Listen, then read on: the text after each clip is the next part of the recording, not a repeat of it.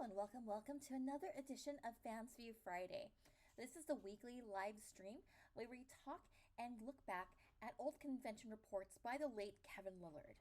Kevin Lillard's Fansview website was instrumental and groundbreaking in terms of documenting anime conventions, cosplay, and more. Kevin Lillard has documented conventions from the years 1997 to 2009. We've been doing this for about a year. Unfortunately, because of his passing, fansview.com is no longer live. It's all been rescued by webarchive.org. And while it might not have had saved every image that Kevin posted, this website, webarchive.org, has saved quite a bit of his anecdotes, photos, and more. We do not want this piece of anime fandom history to get lost in time. So let's go ahead and go through Animazement right now. But first, let me just leave you with an advertisement for my Ko-Fi campaign right here. Please take a look-see.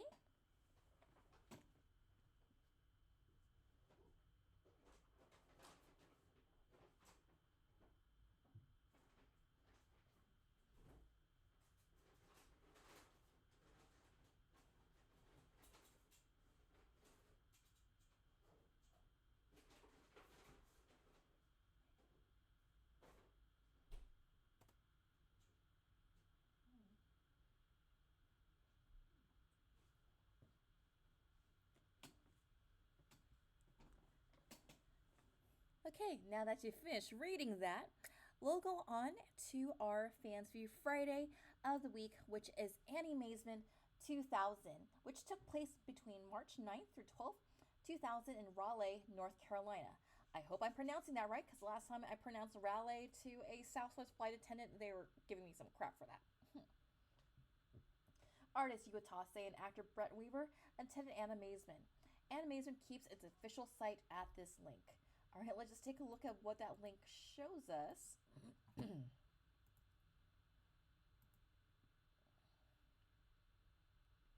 All right, we're looking at a piece of convention history here. Welcome to the 2002 website. Looks like we got some artwork from Uwatase over there. Looks like it's Ayase no Ceres. Please return to announce that Uwatase will be returning. Yay, I love them. I wish they would come back to conventions because that would make me very happy. This is one convention that I would love to attend one of these days. All right, let's take a look at Thursday. Some people couldn't wait to get to Animazement. All right, who are these people who could not simply wait? Animazement or bust. It turns out the author isn't the only person obsessed with anime conventions. On Thursday afternoon, this sign was prominent in a pickup truck station in the parking lot of the Hilton North Raleigh Animazement's home. The vehicle, which bore the sign in its rear window, also carried a license plate reading Otaku K. Animazement starts on a Thursday, but volunteers were at work long before the evening's pre-convention reception. Doug Eckert and Shirley Kissel were putting together the final details during the afternoon that was supposed to be quiet. The author spotted another pair of volunteers dashing through the halls on Thursday afternoon, and one volunteer joked, "We're just getting ready for the real thing." This volunteer works harder than anyone else. She has a new name after she got married on February. Now it's Yoshimi Yamagata Aoyagi. Aoyagi. My apologies. Regardless of the name, she didn't spend too much time in any one place on Thursday, constantly rushing after food, paperwork, and guests. Yoshimi has to be considered Animazement's secret weapon. She took over the Animazement director's duties for the first time in 2000. Costumer Danny Hong and his friends were overjoyed to be at another convention, to be on hand early so they didn't have to rush too hard. What sort of costumes were they concealing for future exposure on this weekend? For a lot of people, this is the most important room at a convention, the dealer's room.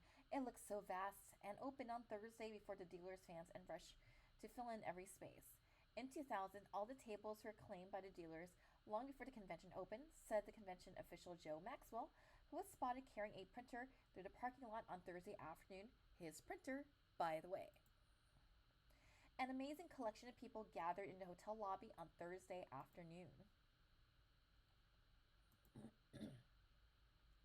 It was unbelievable who you could see just by hanging around the lobby of the Hilton, North Raleigh, on Thursday afternoon. Hunky computer systems administrator Brett Weaver, who dabbles in acting, Carrot Gloss in Sorcerer Hunters, was on the scene. Then came Rachel Lillis, who also messes with computers when she's not voicing Utena, Missy, and Jessie. Richard Kim was a staff member at Katsucon, but he fell back to a Pocky distributing fan at Animazement. He also spoke about how he falls down on stage. With nothing better to do on a basketball weekend, Amy Howard, the original Nova and Star Blazers, visited the convention with her fiance. Rob Miles, I know this guy, who has best been known for his work with the Bay Area Animation Society on the West Coast. But it looks as if he'll move to the East Coast to work with an anime company. Oh, do tell Rob, I would like to have this tea. Then some Japanese guests of honor wandered through the lobby, starting with El Hazard character designer Kazuto Nakazawa and Hiroyuki Kitakubo, Golden Boy director. Nice, Golden Boy. Yeah, that one's not safe for work, kids. What fan service? See. Then came Billy Hoole and Scott Hoole of Carolina Recording, dressed as always in black, ready to present a dubbing seminar later in the convention. Quietly moving through the crowd was Yu Watase, who created the Fushigi Yugi series. Writer and editor Nobuyaki Takahashi was happy to be back in North Carolina. He's attended all 3 editions of Animazement. And Joe Maxwell of the convention staff was happy to see the dozens of fans who showed up to register on the day before Animazement got underway. Okay, let's try this again. Let's see if we can do what we can to up the volume just a little bit. I always appreciate people like, hey, yeah, turn up the volume. Okay, just let me know if it's any better. Excellent. Great, thank you for the feedback. And we got Professor Ramsey's on standby. Fans got a rare chance to meet all the convention's guests of honor on Thursday night. So is this like the meet the guest reception? Because this used to be like my favorite thing from conventions way back when. All right. It's tempting to call this convention UtenaCon, and here's the reason why. This is the first reason. Chiyo Saito, the artist who drew the Revolution Girl Utena manga, at the reception, where all Animazement fans could get close to the guests of honor, Saito was close as a second figure in the Utena saga. Kunihiku Ikuhara, the director of the animated version of Utena.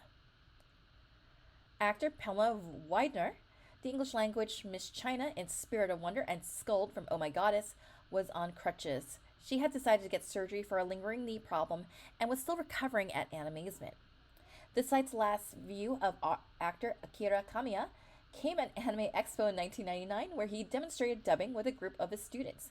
Kamiya was making his first appearance at the North Carolina convention and planned to sing as well as talk. Do we have any Akira Kamiya fans in here? Mention that in the comments. Yes, Kenjiro. He's also Professor Tomoe in Sailor Moon. We've already met editor and writer Nobuyuki Takahashi. And here's another editor, Toshifumi Inagawa.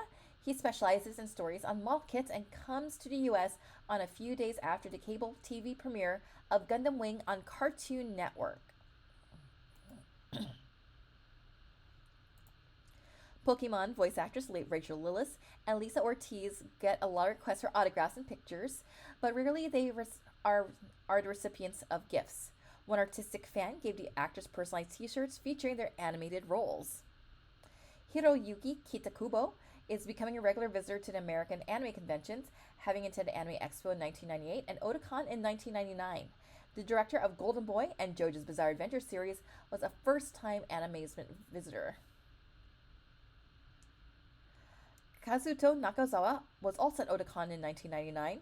He designed the El Hazard characters, worked on Nadia's Mysterious Seas, and the new Dominion Tank Police series.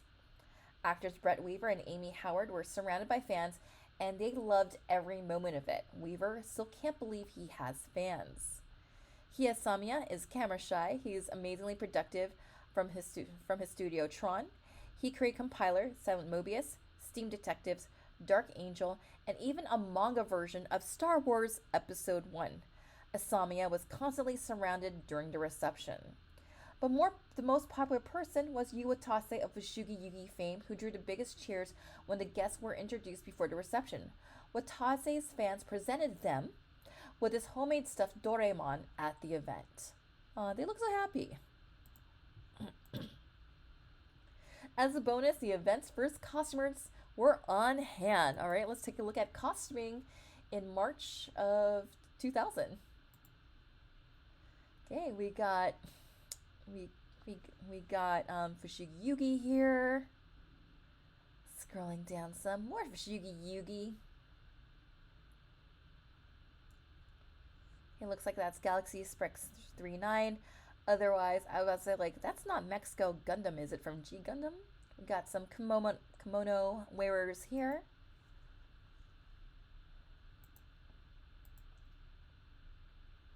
Okay, just scrolling down here. This falls under the category of it looks familiar, not quite sure what it is, but I do dig that purple wig. We have Utena, and we have Utena versus Utena. All right, let's move on to Friday. Okay, so purple hair at the last page was from Dirty Pear Flash. Here's a look at the convention's morning costumers. All right, Friday morning, who was able to cosplay? All right, we have Kenshin's teacher over there, one of the variants of Cardcaptor Sakura. We have the head of Meowth, it looks like. We have Renoa and Sakura Kinomoto. We have a Digimon person with that giant hat. I look at that hat sometimes. I just want to like just put nacho chips and like nacho cheese and make it like one of those like nacho like hat like, you know, eatery things. Okay, there's more costumers here. We have Hotohori from Fushigi Yugi. Alright, we have Lee Shaoran. I want to say that's Katori with the blonde long hair and the nightgown. Oh, Mimi, gotcha. Hey, we got Komi in the cottage. Hey, we got Street Fighter. I feel like I know what this lady is cosplaying from with the red lightsaber. Because I know there were a couple of animes released in the late 90s were involved Ghost Hunter type girl with lightsaber, Ghost Sweeper Mikami, and others like. Next page. Next page. There we go. Okay, we have Zealots from Slayers. I know this person. It's my buddy Anna Neko in a Miki-chan and Wonderland outfit. You got Bill Dandy. We have Ranma. Looks like we got some Kenshin folks. Kenshin and Fushigi Yugi.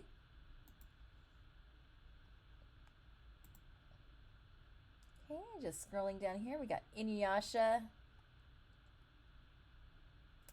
Scrolling through. We got a whole group of Fushigi Yugi cosplayers here. Got Dan Hibiki. That's a really nice Utena. And we got Sailor Moon. Alright, what else is going on Friday?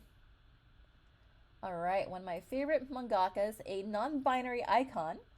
Iwatase faced a room full of curious fans on Friday afternoon. Fushigi Yugi is not Iwatase's latest series, but their best known effort in North America because of the anime version.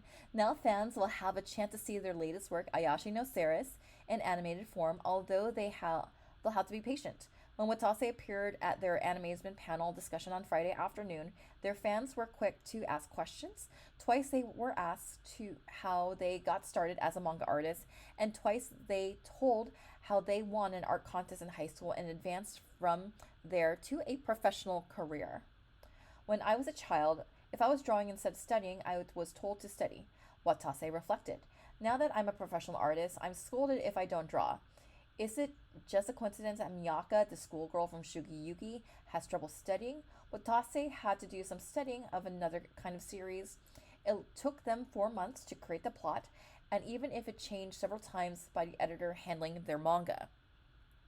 Watase had complete control over Fushigi Yugi manga, but they had less control over the animated version. After the middle of the series, I knew it was a production I could trust, so I left it up to them, they said in referring to the animation studio that handled the job. Watase did insist on the actor who handled Tamahome's voice, however. Unlike other Watase's works, the Ayashi no Series manga has some sex scenes, spicy scenes. My mother saw it and I got scolded, admitted Watase. Still, the artist is not ashamed to having two characters, male and female. It's not that kind of story. Making love. Um, can I say it on YouTube? Okay. Ceres is a story about a life between men and women, and I feel it was necessary to have that scene. It was a scene between two people who are in love, and I didn't want there to be any regrets about it.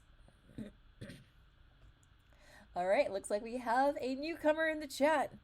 Loner Chise. Oh man, the feels. This Mofo Con was so good. Thank you. I'm glad that you can join us in the cottage tonight. All right. Kia Samia does like Blade Runner and Batman. Believe it or not, I actually saw Blade Runner for the first time last year because no one would tell me like what cut should I watch? What cut should I watch? And my friend finally just sat me in front of the TV. You're watching this version. Let's go. Kiyosamiya's art style underwent a big change when he switched from the finely detailed drawing of Dark Angel and Silent Mobius to the nearly cartoon style of Steam Detectives. His current project, which also in his current favorite. I wanted to target a younger audience, so I made the characters cuter and smaller. Asamiya said that his Friday Animazement panel, he added, "I'm very fond of Batman. I do think that the animated Steam Detectives has influence from the Batman and Bruce Timm style." Asamiya created a manga version of Star Wars Episode 1 movie, and he had to make up a lot as he went along. Lucasfilm was very protective of the movie. They weren't inclined to show it to me when I drew the first half of the manga. I hadn't seen the movie. In the beginning, I had only the script and 200 reference photos. Okay, I need to hunt down this manga because now I'm curious. You probably heard that Asamiya had Blade Runner in mind when he created Silent Mobius, and you may not have heard that Asamiya also likes American style color comics.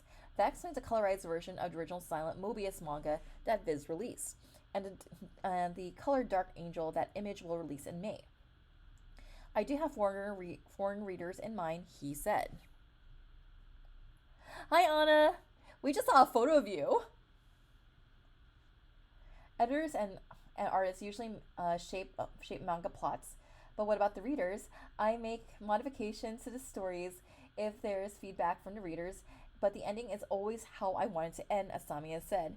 He also pays close attention to the animated versions of his stories, insisting that the first episode of the Silent Mobius TV series be completely redone before it was released on home video.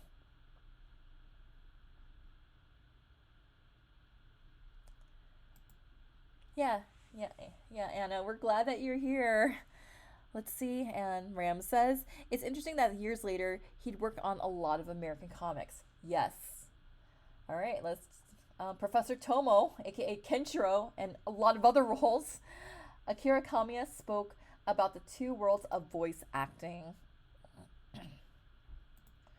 If those fans who prefer subs over dubs got their way and dubs were eliminated, Akira Kamiya would lose a lot of his work. The Japanese voice actor makes much of his living as a dubber of American shows like the Aladdin series. He voiced the parrot, and Fraggle Rock. He acted and sang Gobo. Which one's Gobo? Is that like the blue guy with the hat? I don't know. I don't know why Fraggle Rock Muffets. Maybe someone else in the chat might be a Fraggle Rock enthusiast who can educate me. Kamiya has been handling American and Japanese animation for 3 decades, so much that he has a reputation in Japan as an artist who can only handle older roles. Kamiya goes back so far that he dubbed shows when the actors had to watch shows on a film projector with no cues other than those on the screen. That made it rough on the production crews when retakes were needed. Nowadays, the shows are on videotape, which is digitally linked through the time codes and hard drives on computers. The system has improved, but it's become less human over the years. All right, so the Gobo is the main guy in orange. Gotcha. All right, he's the main Fraggle Rock Muppet guy. Despite changes in the equipment, and dubbing procedures remain the same. In Japan, the entire cast gathers at once and records the whole show. The script is handled to you on the spot, Kamiya said. There will be a rehearsal run, the final tests, and the take.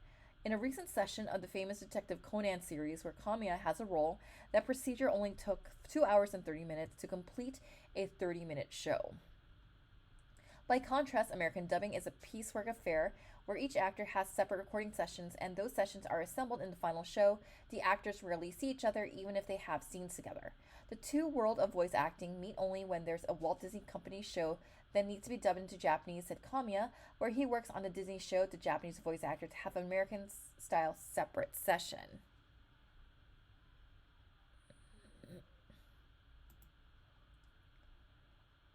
Okay, Hiroyuki Kitakubo had a drama and a comedy for fans.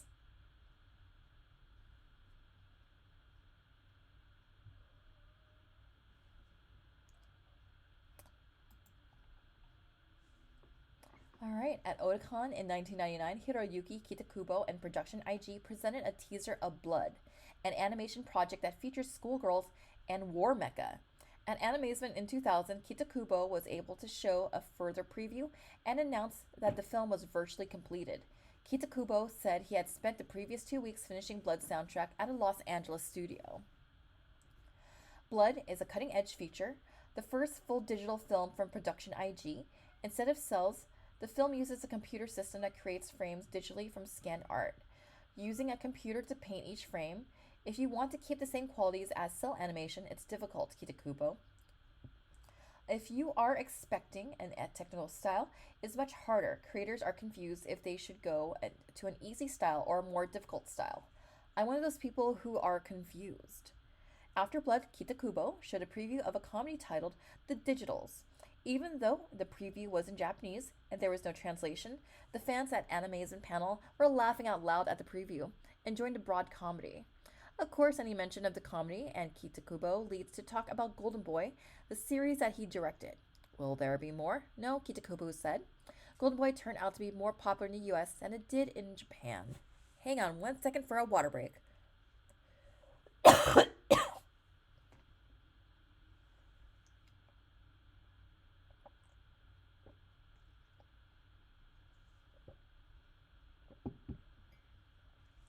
As part of the panel discussion was Kazuto Nakazawa, the character designer for the Landlocked and El Hazard series. Actors reach inside to explain why they chose to be someone else. Alright, so let's hear it for the American voice actors. Why do these 5 people give up normal lives to add their voices to the world of English language anime? They make some money, it's a fun job, and they get to meet fans at conventions and make new friends. The acting quintet left to right, Rachel Lillis, Brett Weaver, Lisa Ortiz, Amy Howard, and Pamela Wiedmar, had a room full of friends at an Animazement panel on Friday afternoon. Why act and try to make a living out of it? Because they throw you in jail if you steal, said Ortiz. You mean people do this for a living, replied Weaver. Weaver added, I get a lot of personal satisfaction out of going into the booth and creating a character. Ortiz said she would like the stage or film roles, but she likes voice acting so much that she studied the craft in college. Ortiz admitted to fans that she really liked the G.I. Joe series when she was a kid. Don't even speak evil of it, she said. Lillis, who also added a role in the Irresponsible Captain Tyler series to her Pokemon resume, agrees that acting is fun, but voice acting is special. Along the way, you reach a niche you fall into. I knew when I was 13, I saw my first episode of Inspector Gadget, and this was what I wanted. I saw the character Penny and I thought, wow, she's not your typical female animated character. Howard has done no voice roles since 2 years of voicing Nova and Star Blazers, but she's auditioning for more parts. You meet some great people who become your support group, Howard said about her acting friends. You need them because it's a tough business. Beyond the glamour is the likelihood that you'll be rejected for a role, and even Howard had to ask, why would someone want to subject themselves to this sort of stuff? You guys, she said, moderating to the audience, are the reasons. You actually get feedback from the fans, Wiedmar said. You take that to heart for your next project. You're working for the fans. It's so rare in this day and age that you can work at a job you enjoy. Wiedmar, who liked to add the roles in Sailor Victory to her Scold and Miss China roles, likes the job so much that she's working as a recording engineer when she's not behind the microphone. All right, who's ready to talk some Utena? These people guided fans into the These people guided fans into the revolutionary world of Utena. Were you drawn to the world of anime by Sailor Moon? Did your curiosity about this art form lead you to rediscover Revolution Girl Utena?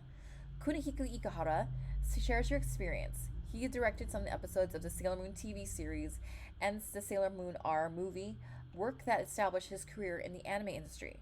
However, Sailor Moon was such a long series, I got bored with it, Ikahara said at a Friday Animazement panel. I wanted to create something different. The difference came when he found that the manga of Chio Saito at a bookstore.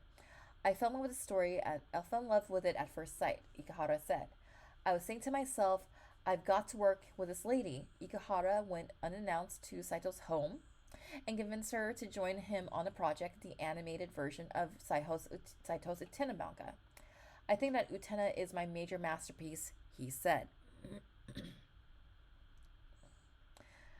It's okay for me to tell a really complicated story. Saito asked fans who in turn had asked her about some of the complications inside the Utena tale of duels, love, and the mysterious boarding school. Of course, the crowd voiced their approval, and Saito told them how the Utena manga was still a work in progress and when she agreed to adapt the comic for animation.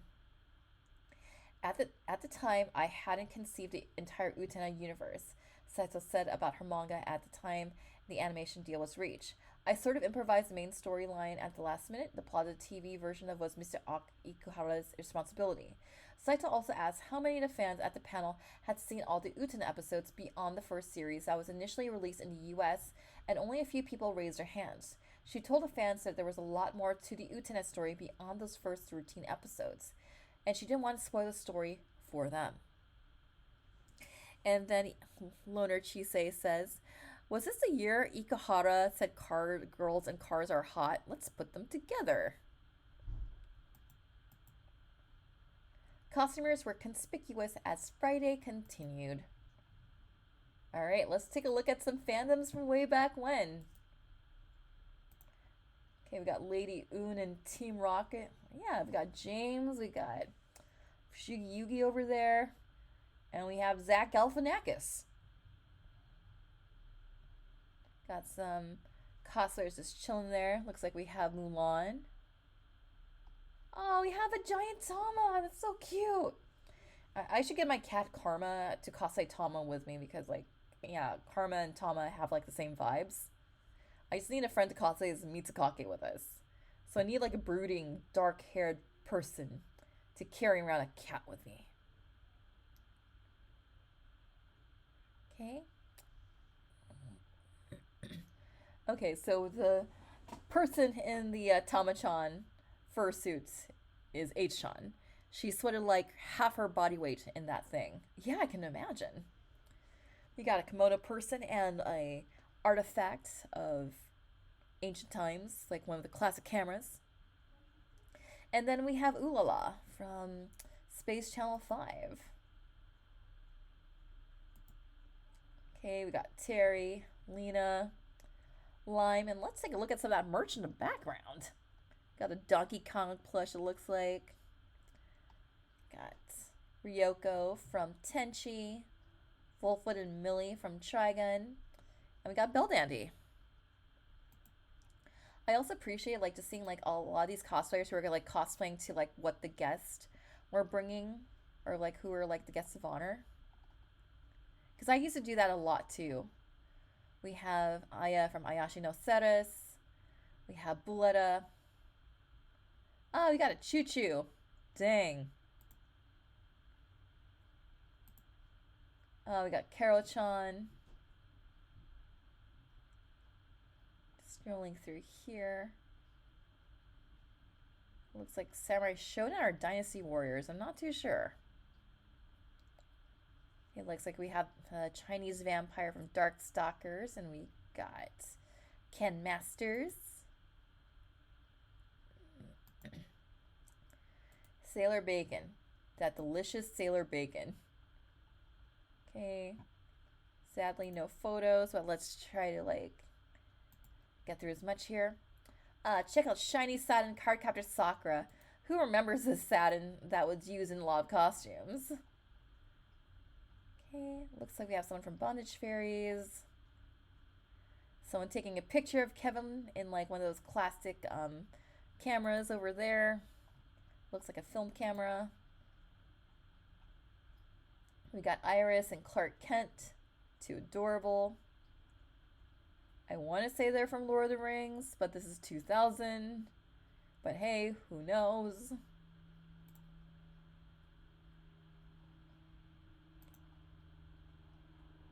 Okay, let's just kind of like just pause right here. The guy with a headband is Ralph. The girl on the staff is Sung Mina from Soul Calibur. And the kid from earlier is Kid Gohan. Got it. Thanks, Rams. Alright. Looks like we got a Lime cosplayer just checking out the programming guide. But if we read carefully, we got some of the game tournaments here. Bust a Move 2. Magical Crap 3. Soul Calibur. Tournament starts at 9 p.m. Got a one-eyed guy right here. Magical Drop 3. Got it. Because, like, I'm trying to read the text, but, like, what? Yeah, Toski. I want to say that's a casual Lena. Okay, just going through the images. Got a Fushigi Yugi and Ayase no Sera's cute crew here. Wait a second. Let's pause right here. Gonna drink my tea.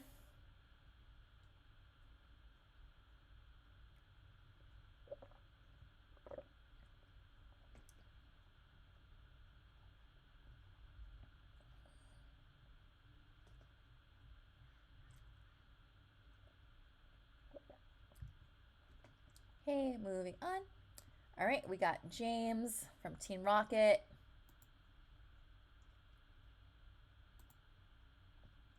All right, looks like that's it for Friday. Let's move on to Saturday, the big day. All right, let's take a look at more costumers that started early on Saturday.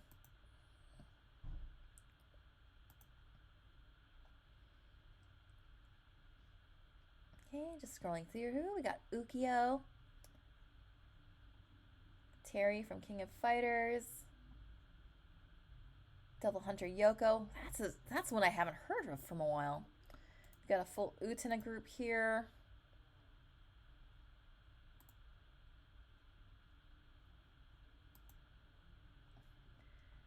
Okay.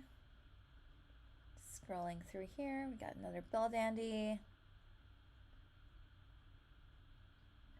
Yes, I love that 2000 was like the year of Utena and Fushigi Yugi.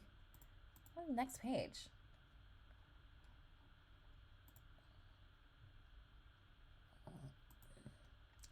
Kenshin Chibi Moon. I Want to Learn Magic. That's how I know it as the title. And then we have Mistress 9. I actually do cosplay this version of Mistress 9.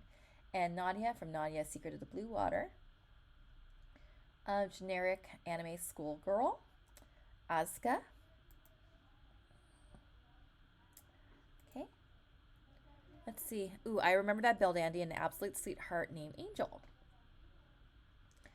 Alright. We have Sailor Venus. Have Merle. Love the details on the jewelry for the Suzaku no Miko. It's either from Black Cauldron or Sleeping Beauty. James from Team Rocket. Oh, hey, it's a Miyaka.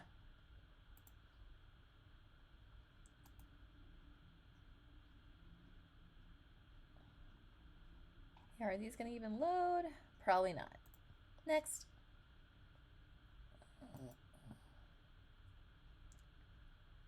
Okay, scrolling through, looks like we have someone from Escaflowne. He told me from Escaflowne. We have regular Tamahome, Ash Ketchum. We have Nanami from Utena. Okay, which one is Derek?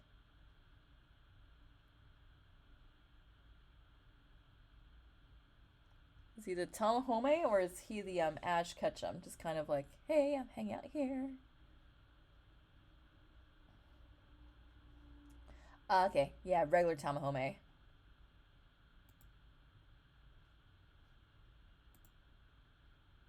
Yeah, I think I've seen a lot of his DBZ foam hair costumes.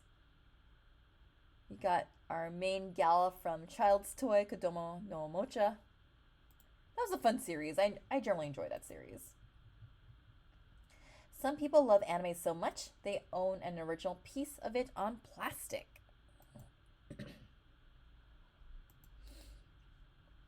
For the time being, cell collections is one of the most intoxicating parts of anime fandom. It's not enough for some fans to have a tape or a disc of their favorite show, they need to own a part of the show by acquiring one of its cells used in production. The author has listened for an hour as one friend gave him a rhapsodic description of his collection. The words I have that cell really used a lot. At Animazement, Melissa Wilson left and Marcus Pato brought out some of their valuable artworks to share with some other fans on Saturday morning. At FanMade this year, they actually did have a cells booth. The D-lit art on the left is a repro cell, artwork that looks wonderful but never was used in animation production. It was Wilson's first purchase, and she liked it so much she wanted the real thing. The other pictured items are production cells art that was used to create the actual shows. Series collectors such as Wilson and Pato insist on buying only production cells. They go to some trouble to make sure they're authentic. They also enjoy collecting pencil tests, storyboard production flowcharts, and backgrounds that were used with the cells. Okay, Leonard Chise says, I remember Melissa. She did amazing cell panels at other cons too, and a very prolific cosplayer as well. Wilson displayed the pride of her collection, a D-lit that was the real thing, used in an opening sequence from Record or Lotus Wars. It's considered one of the rarest and most valuable cells from anime in the 80s and 90s, since it shows a large, perfectly detailed rendering of a popular character. Ironically, some of the artistically least interesting cells are the most valuable. Wilson Pato said because they were created by a project's key animators. Cells that were drawn by in-betweeners aren't thought to be valuable, even though they may have nice art. Why were the words "for the time being" was used at the beginning of this story? It's because, like the rest of the world, anime production is going digital. In a few years, nearly all cell animation will be replaced with this digital process where animation frames are created in a computer system and there will be few cells to collect. We'll have to go after the dwindling number of cells, said Wilson. In the digital age, Pato said collectors will probably try to find the pencil sketches that will still be used to create the animation frames. Around 12 p.m., costumers crowded the halls.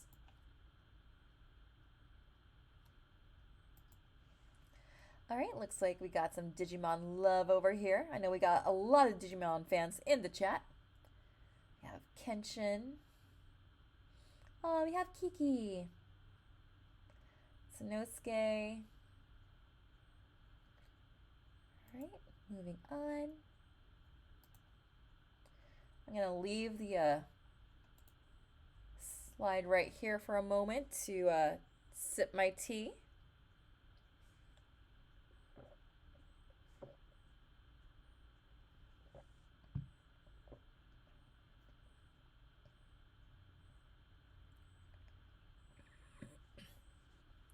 And reading Rams in the chat, that computer revolution came quick. This was 2000. Computer aided animation was the norm around 2004-ish.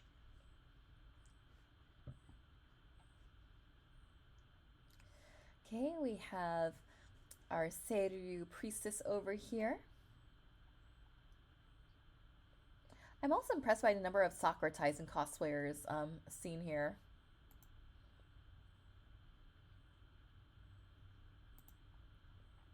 Yeah, Misato, Shorty from Bust a Move. Yeah, Ryoga and Shampoo.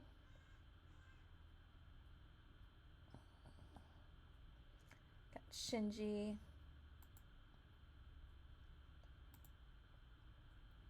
You have Iris. Wakaba. Oh, I love how she has like the. Oh, it's supposed to be Nanami. I see. Because I see the braids on there. Because we have Mitsuru and Nanami. Have Dirty Pair. Shampoo.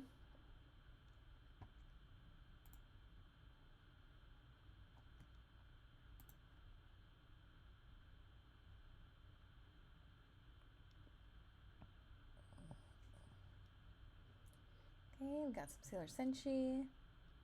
Scrolling through here. We have someone wearing a Neko World Order shirt.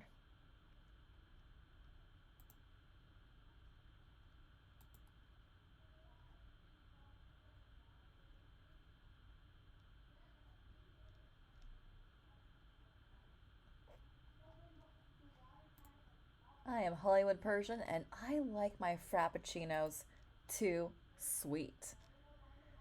That's how I introduced Hollywood Persian at Saku Rumble when I debuted. Hope that video comes up soon. That's an awesome Lena. Also, just remember like the days when you had like the sponsored like plastic bags with you. Mononoke.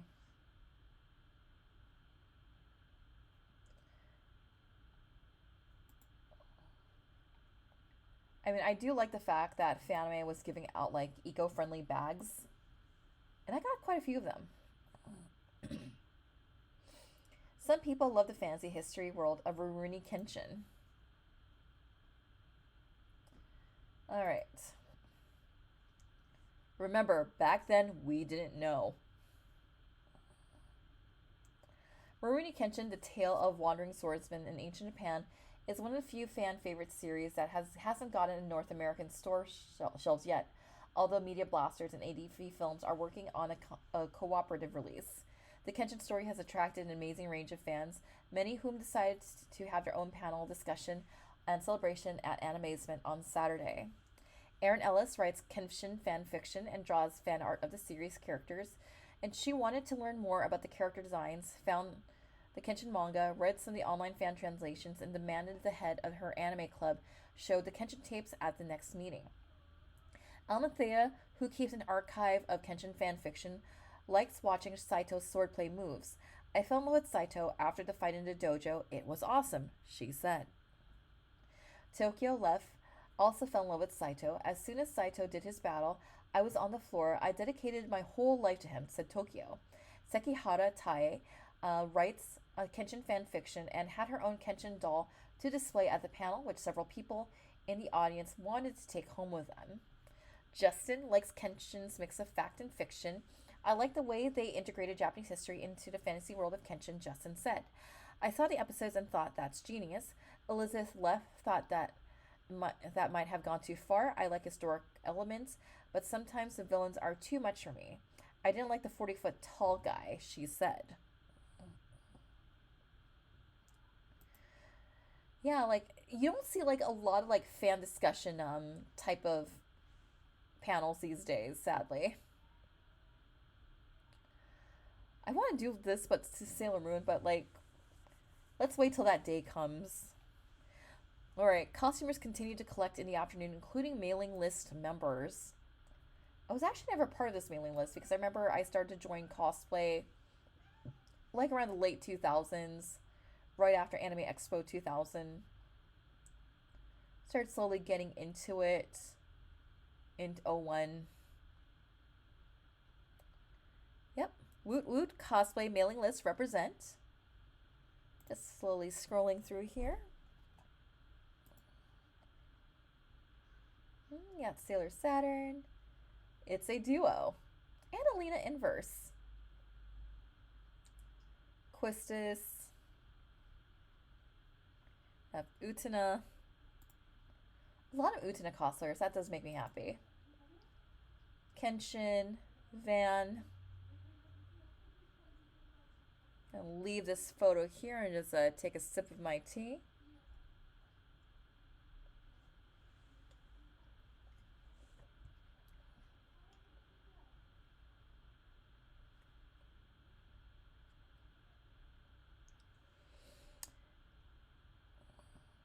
Let's see, in the chat we have Loner Chise, Shell Bullet, who remembers that one for all of 5 seconds. Okay. Oh, I love this Chinese dress. Here's this kipao. And we also have like this lovely cherry blossom kimono.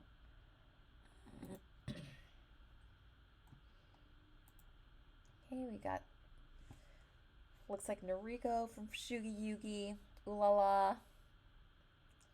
Looks like we got some cosplay mailing list folks here.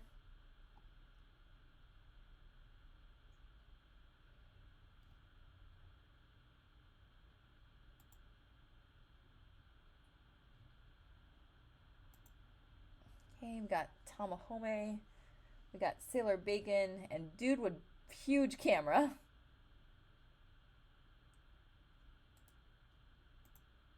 We got Ryoga. We have a bunny girl right here with a band squeaky hammer. We got, looks like Anthony and Miki.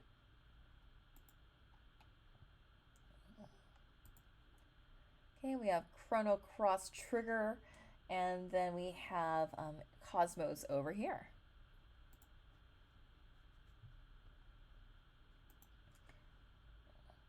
Fans got an expert lesson on the art of creating cells.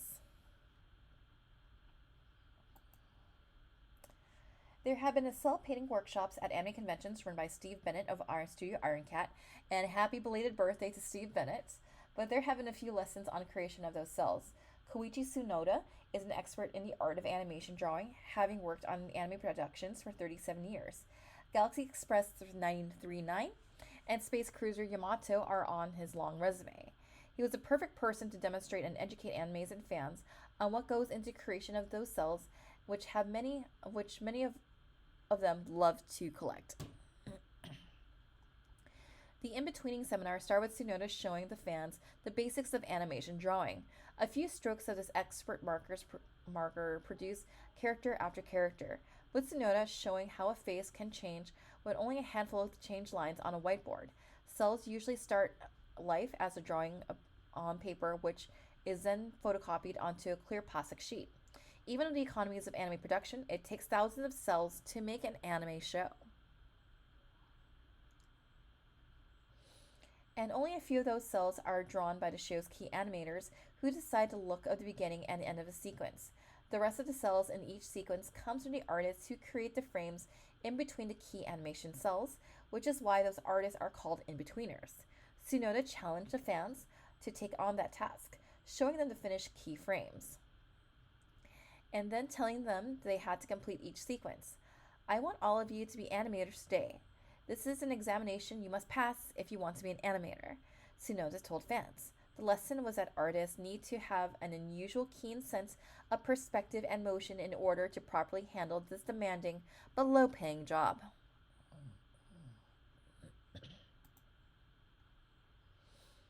More fans tried to fix food in front of a demanding audience. Alright, is this like real life Iron Chef at an anime Oh my god, it is. I apologize to those who don't get the right cable TV channels and aren't in on the joke. I was one of them. But here it goes. One of the cult favorites on the Food Channel is a show called Iron Chef. It's made in Japan and features gourmet chefs who battle to create the ultimate meal out of ingredients announced at the last minute. The author shudders at the sweet fish liver chocolate that was created on one show. Imagine one galloping gourmet show mixed with pro wrestling, and you get an idea of what is going on. Iron Chef is so popular among anime fans that fans at Animazement decided to have their own version, Dormitory Iron Chef. They recruited pairs of college students, easy since Raleigh, in the midst of North Carolina's college country, handed them piles of typical college student food, turned them loose. Just as in Iron Chef, the convention version had a prime ingredient that had to be used in each meal. The magic that ingredient was bananas. One glance at the stuff on the tables, and you'll know that there was no fight among the chefs armed with obscure delicacies. One look at the battle, you let one look at the battle let you know that this contest is loaded with acts of culinary desperation. I think they're just putting bananas on top of it. Was the observation the announcer made about one chef's gallant attempt to stay within the rules? Watching every move towards the microwave were the people selected or captured to serve as judges for the event. It was their solemn duty to eat what their dorm chefs produce. Good taste prevents us from recording their reaction. Okay. Toshi Ina- Toshifumi Inagawa presented a guide to the latest in Japanese dolls. I'm curious. As an anime doll collector at the time, let's take a look see. Oh, these kinds of dolls. Okay. Models and dolls have been a large part of Toshifumi Inagawa's life since the days when he worked for Bandai to his current job with another company. At previous editions of Animazement, Inagawa has given a presentation on anime model kits, but this time he looked at a different sort of figure, the figures that are used to make anime dolls. Japan has long had a version of the Barbie doll, but some fans take figures to another level and create their own dolls from scratch. To make this easier, companies make figure models, doll forms, which are shaped like men and women, which are ready for the addition of clothes and accessories. This is a transparent version of a Volks Dolphy Collection Excellent Type Number 1, a fully jointed and posable female form. The dolls have one unique included accessory, spare sets of feet. A small feet are for shoes and large feet are for dolls intended to go barefoot. Next to a flesh tone excellent type number 1 are the two beauty type figures with fewer joints. The joint figures sell around $22, but the simpler figures are around $12. You can choose a figure depending on which kind of body type for females, breast size, you want. The joint figures are made from a fairly hard plastic, but simpler figures have surprisingly soft skin. Oh, you mean this Volks Kenshin Chise? These are examples of the finished dolls with eyes painted in, hair attached and clothes in one place, complete with underwear. You'd expect to pay $80 to $110 for finished works like these, Inagawa noted. Much of the expense is in material and detail. The Kenshin sword matches the manga design, while the Chinese dress is made from an authentic Chinese cloth. Akira Kamiya had nostalgic songs and practical comments. All right, let's hear from Akira Kamiya. Akira Kamiya was there in the era of heroic anime and giant robot shows. He brought the flavor of those days to Animazement on Saturday afternoon with a concert of the theme songs from shows like Raiden, Babel II, and Kenya Command. Brave heroes all, or were they? Kamiya took an affectionate, nostalgic look back at some of the absurdities of the programs from those days, shows that required a child's suspension of disbelief to be enjoyed. For one thing, Kenya Command had a character that was based on American pro wrestler Terry Funk, called Terry Man, who fought with stars and stripes on his forehead instead of the real wrestler's scar tissue. And Kenya Command was less of a hero story than it might sound. It was more like irresponsible Captain Tyler. Those heroic material sounds of the theme song when Kamiya sang, I am Kenya Command, the stern sounding chorus actually, but he's clumsy. The stentorian declaration of, Am I tough, was answered by, He thinks he's tough. All shows that may be, excuse me, all of which shows that maybe there's some hidden meaning in those neat sounding Japanese theme songs.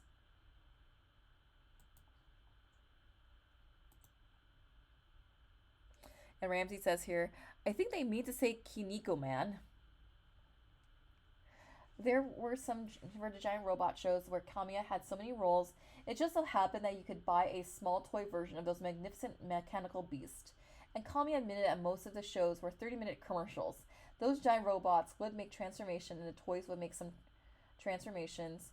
Kamiya said it would also seem odd that the robots often were controlled by boys aged 11 to 15 who somehow could drive cars and pilot spaceships.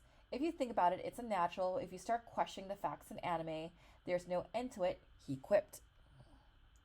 Kamiya's best comments came from the practice of the giant robot yelling out the name of the attack before the attack was performed. If you were in a fight and you yell right hook, it won't do much good. I'm sure there were a lot of kids who were confused by that. I apologize for confusing all of them, Kamiya joked. He wondered why robots could talk in the first place and admitted that that was his fault because he added a voice to a robot in the dubbing session and the producers liked it. Fans accepted the dubbing challenge. All right, let's see what we got here. Every year in Animazement, the sub versus dub controversy is forgotten for a couple of hours and everyone becomes a dubbing artist. Deep down inside, there are hundreds of fans who really want to become voice actors, and those fans get their chance. However, they have to do it in front of an audience of other fans. Scott Houle of Carolina Recording Studios handles anime dubs and dialogue replacement work in Wilmington, North Carolina. His company has produced some of the best known anime dubs on the market. Each year he packs up a portable recording studio, which nowadays consists of a VCR with time codes that is linked to a PC, which also records audio, and heads to Animazement and challenges fans to find how easy or hard dubbing is. With actor Pamela Wiedmar as audio engineer, Houle first showed the fans a clip from a space opera as actors would see in the studio, complete with the timecode cues top of the screen. The clip was a finished product, but the fans were going to do their own replacing, with Billy Hull selecting volunteers, people who were plucked from the audience. Put to a lectern, shown a script, and told to repeat the lines that each character appeared. When fans learned that the dubbing was not easy or simple, miss a cue, as nearly all the fan actors did on first cold take, and you had to do it all over again. You had to be on your toes. You had to want the part. Scott Hooley told the audience, closely watching the fans during presentation were several of the voice actors who were guests of honor at Animazement and a couple who weren't. Okay, I'm going to take a quick tea break for a second, so hang tight.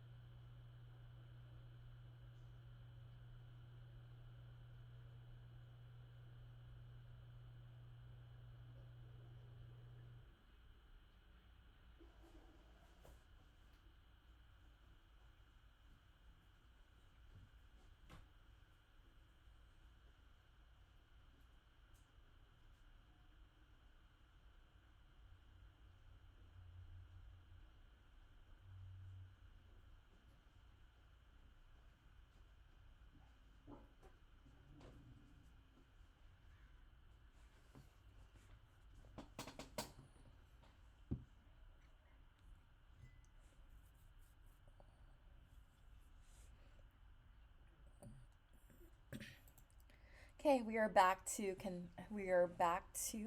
Fansview Fridays. All right, let's talk about the cosplay contest. All right, an energetic and big Animazement cosplay. Let's see if Chisei remembers any of this, and maybe if Chisei can also share some stories in the comments.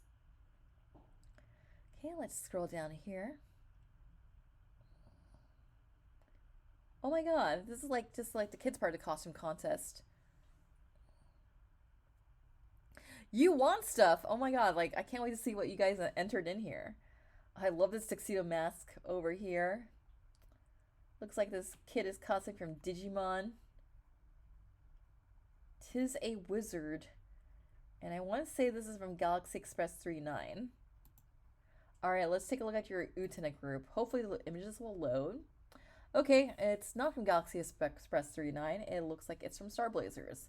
I have yet to see Star Blazers slash spaceship Yamamoto thing. Okay, just scrolling down here. Looks like we got a Gundam. We have Soul Calibur.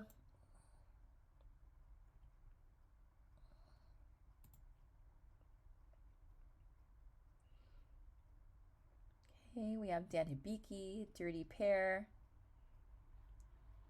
Okay, we have the Great Saiyaman going Super Saiyan. I find that amusing.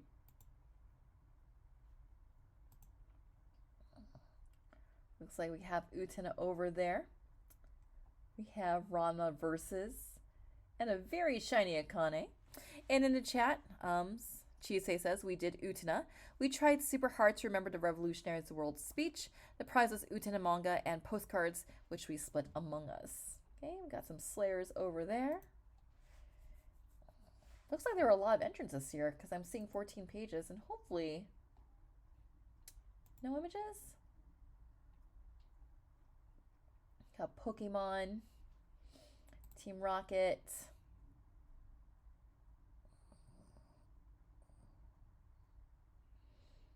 Okay, we have Escaflowne.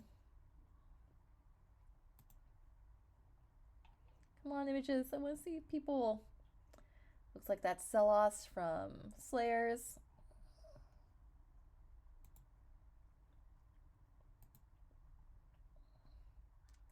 Got Dan Hibiki. Have Vashugi Yugi. Looks like Vashugi Yugi versus Pokemon. Man, I just love how just unhinged some of these old like cosplay stuff, masquerade skits were. I mean, I was just at a convention last weekend where it was like future Arthur Saber, Boy Saber, Arthur Pendragon Saber, versus Saber Lily versus King Arthur from Monty Python and Arthur Reed from the PBS show.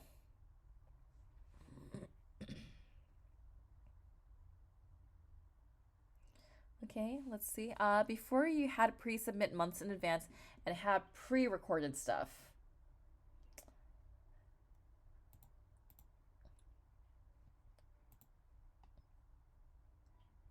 Okay. Yeah, Cardcaptor Sakura.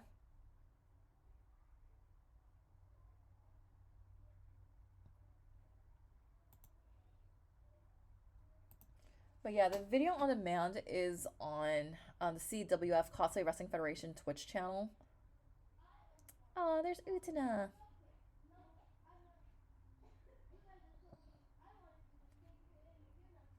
This whole Utena chorus over here.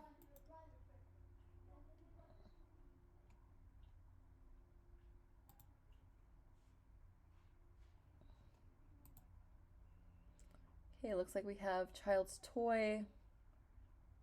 Vash doing his whole love and peace spiel. And the larva from Mew. Some guy face palming. Mononoke. I really want to watch that movie again because I have the Hobo Max. All right, looks like we got a lot of broken images here, but yeah, I guess usually the next section is the winner's circle. All right, let's follow by a large number of awards from the judges. All right, let's see who won the contest. Best of show went to the kitty cat. It went to the cat. Oh my god. That would also have been my choice too. Advanced cosplayers also went to Tama.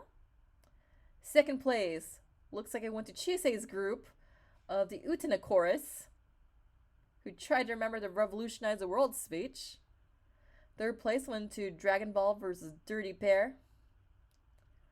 All right. First place for intermediate went to Cardcaptor Sakura. Second place went to, I want to say Tinyanko? Third place went to Shinji and Sakura. Novice cosplayers. That is a really amazing anthe.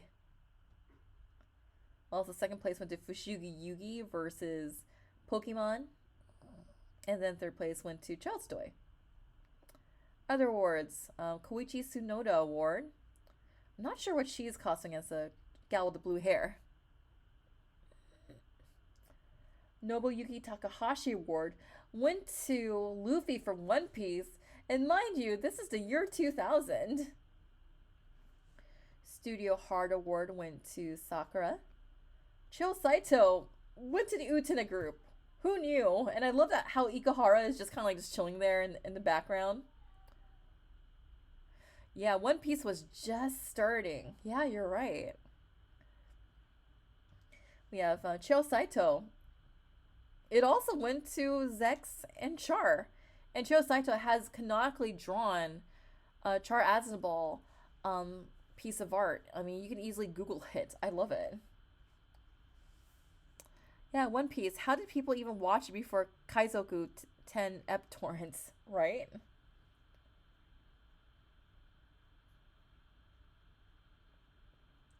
Lisa Ortiz Award went to Team Rocket. Kazato Nakazawa went to Sakura. Hiroyuki Kitakubo went to the Child's Toy. Akira Kamiya went to this Gundam made of, looks like Animazement and this and that. Kunihiko Ikuhara Award went to the Anthe.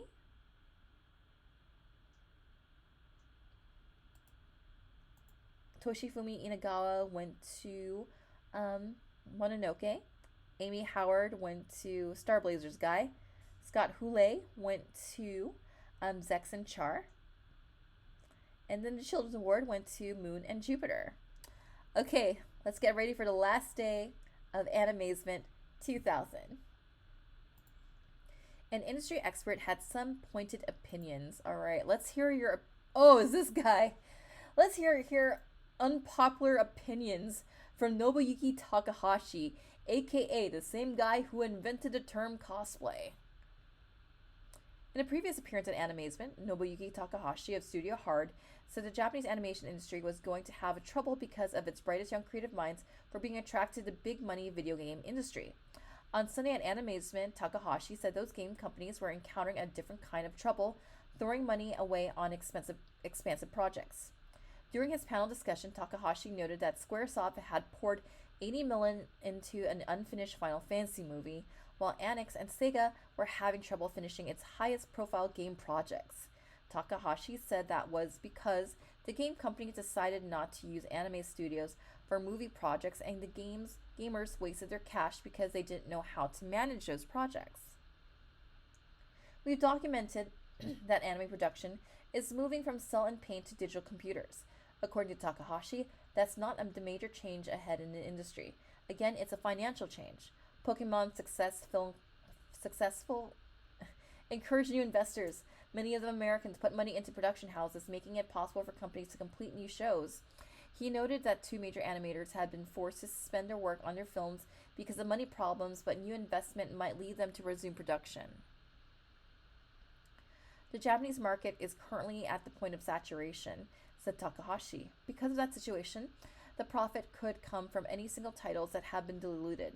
The studios are looking for an overseas market. A search for English language speaking fans will lead some Japanese production companies to launch English language websites in the next year, he predicted. However, that doesn't mean that all anime will become Americanized. Takahashi thinks family shows might be less Japanese, but sci-fi shows will still be recognizably Japanese. Many American fans have grown to enjoy the colorful Japanese animation magazines. Takahashi said those magazines have expected hard times because the younger fans from the Pokemon generation aren't buying them. Takahashi predicts one of the anime magazines, he didn't say which one, may disappear by the end of the year. However, figure and toy magazines are doing well, and Takahashi thinks the key to publishing success may be a link to a website.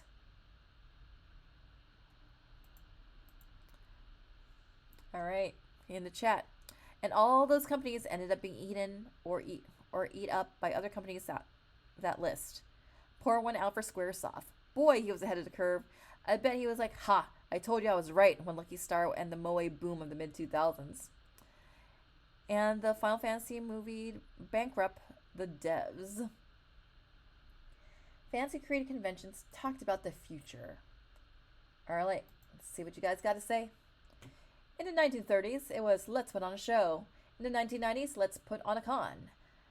Anime fans around North America have spent the last decade renting hotels and staging conventions. Joe Vecchio is one of the people who puts on Anime Week in Atlanta, while Sean Eason and Becca Norman handle Nandeskan in Colorado. They got together to talk about how the rise of anime fandom and some indifference from the people who operated science fiction conventions led to the spread of anime convention. Vesha remembered the Star Trek conventions he attended at a quarter century ago. In those days, there were no home video recorders. Only presentations at conventions were on a 16mm film or 35mm slides. One thing hasn't changed since then is that the costume contest is still the highlight of the event. They care about these characters, Norman said about the youthful enthusiasm that leads fans to create elaborate costumes. It's very interesting and flashy, the fashion show of the convention.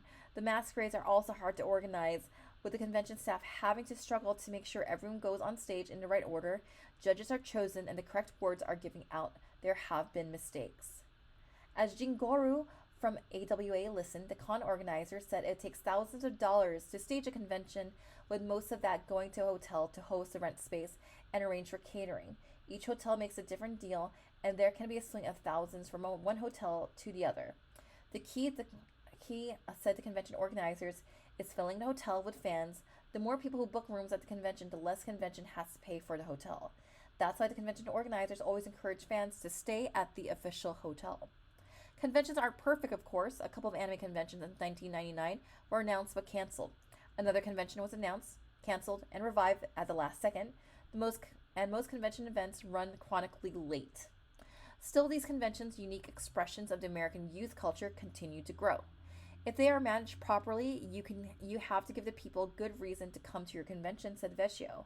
If you let people have a good time, they'll keep coming. We found the final costumers on Sunday. All right, we have 2 pages of costumers. Let's take a look. Okay, scrolling through here.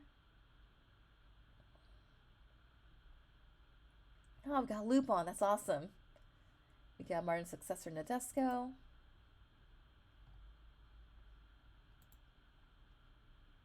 We have Dragon Ball.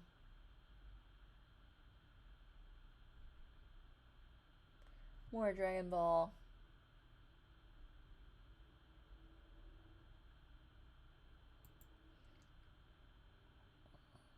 All right, here's the author's look back at Animazement. One of the 3 anime conventions attended by this author so far in 2000, Animazement was the best. It had the best guest list, the most interesting panel discussions, and was by far the best organized event of the new year. Katsucon was a stronger costume convention, but Animazement had the advantage in every other convention-going aspect. Any author couldn't help but think what would have happened at Animazement's remarkable group of guests of honor appeared at FanimeCon, which is in part of California that probably has a lot more anime fans and people in general than the Carolinas. Attendance grew dramatically over the previous year's event. This author was told that 270 people showed up for Animazement's pre-convention night on Thursday, which was around half the number of people who went all of Animazement in the inaugural year of 1998. And as many as people had gone to Animazement by Saturday morning of 2000 had gone to all of the 1999 convention. One measured success of the automatic teller machine on the lobby of the Hilton North Valley was drained out of cash by 9 a.m. Saturday. No doubt this was a breakthrough event for Animazement in its 3rd year. Clearly, Animazement is following the pattern of a small convention that becomes a large event. The convention now faces the pleasant problem of deciding whether they'll have to move to a larger facility to accommodate the crowds. The attendance grew despite several major entertainment events in Raleigh and the lure of the ACC basketball tournament in the basketball-crazy North Carolina. The championship game got a lot of attention on a TV set in the hotel lobby. Seen in the hotel parking lot, cars with license plates as far as New Jersey and Alabama. Some of them plates read Gory, S. Bacon, and Lodos. And then there were the small station wagons with its side-by-side stickers on the rear door. The Episcopal Church, Sailor Moon, a Nerve parking pass, an ADV Films giveaway, and Brack from Space Ghost Coast to Coast.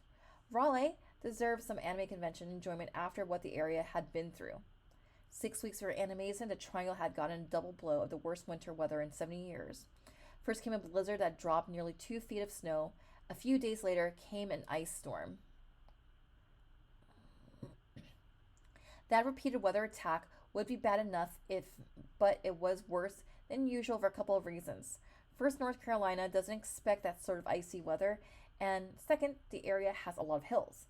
Big hills you can't climb, run up, or drive or over when they're slathered in ice and snow. With that combination, the high-tech center of the South was stopped in its tracks. And 6 months before the convention, Hurricane Floyd had caused devastating floods in counties east of Raleigh. As fate would have it, a big snowstorm hit the author's home on the convention Saturday night, justifying the trip out of town. No fun to go home and clear the snow off your car, though.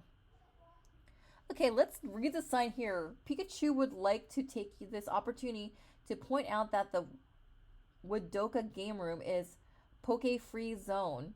No snap, no stadium, no cute little critters whatsoever. Absolutely no one cares. Nothing but fighting, puzzle, and dancing games. What? You also have to kind of keep in mind that there was a lot of Pokemon hate by older older kids back then because of how popular it was getting. Because I remember I knew people who had nothing but Pokemon hate, but I'm like, guys, who knew that Pokemon would just take over?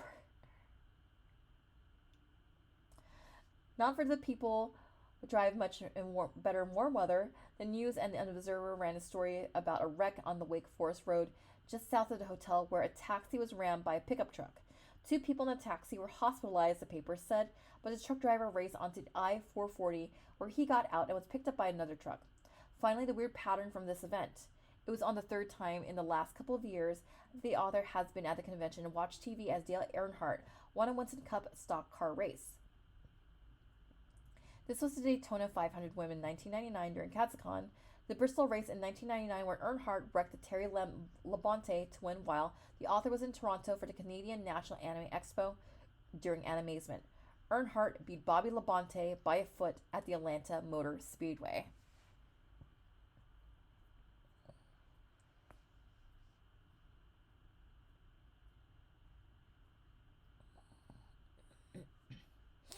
All right, let's just look at the people in the chat. Katsu, being in winter, locking everyone indoors never helped.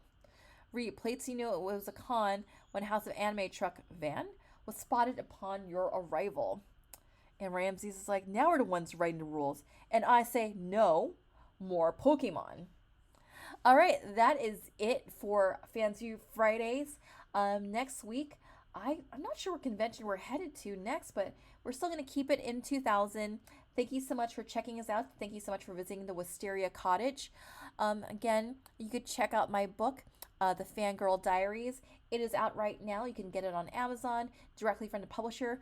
Link in the description for more information on where you can pick up my book, The Fangirl Diaries, which delves into this era of anime fandom. And with that said, thank you so much again for checking out Fansview Fridays. If you are new here, hit that like button, follow us, and if you have some money to throw at us, donate to our Ko-Fi, and also be a subscriber. Again, thank you so much. And looks like we'll just go ahead and see what channel we can read today. And also, thank you so much, Wandering Slack. I really appreciate having you here. Thank you for your stream. Very much enjoyed your panels at Fanime last week. Thank you so much for coming to our panels. I very much appreciate it. I can't believe I had 3 panels, and hopefully next year, knock on wood, that Fanime will invite me as a guest, because I'm more than happy to yap about fandom history in front of people.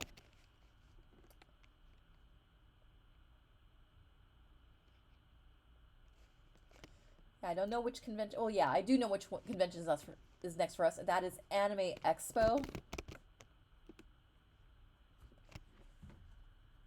Yeah, Anime Expo. We are hosting a how to shop at the LA Fashion District panel. In my Y2K era, I can say that is waitlisted, and they'll let us know perhaps at the last minute if we're doing it. But you know what? I don't mind being called at the last minute to run it. Thanks, Rams. Always a pleasure to also have you on our panels as well, talking about the joy of Los Caballeros del Zodiaco.